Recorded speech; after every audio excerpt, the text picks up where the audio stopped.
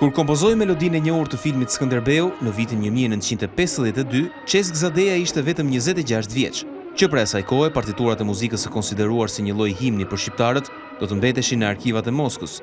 Në 85 vjetorin e lindjes së tij u prezantuan faksimile të partiturave në dorëshkrim.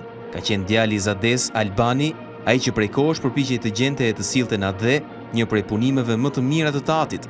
Njëkohësisht i biri shprehet se ka mbledhur edhe dorëshkrime muzikore të papublikuara të babait. Ishte një iniciativë e regjisorit Piero Milkani, ta dublonte përsëri filmin, ta sillte në kohë, edhe me zë dhe me figurë.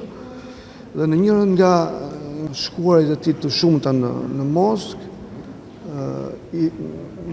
pati mundësinë ose pati fatin të gjente dhe partiturën të cilën ja dorëzoi familjes. Jemi përpjekur ose të nxjerrim çdo partë të shkruar nga dora e tij.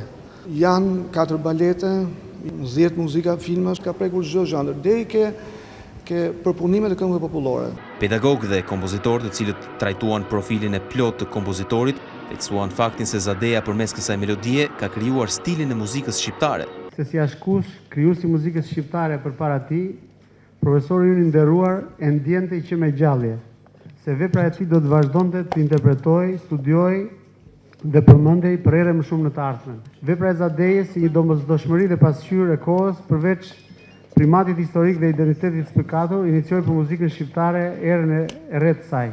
Bëhet fjalë për një vlerë kombëtare të padiskutueshme të një personazhi shumë të rëndësishëm shqiptar në botën e artit. Të një personazhi jo si vetëm kompozitor, po të një publicisti, të një personazhi që u mor në mënyrë serioze me gjithë problematikën e kohës që kishte muzika.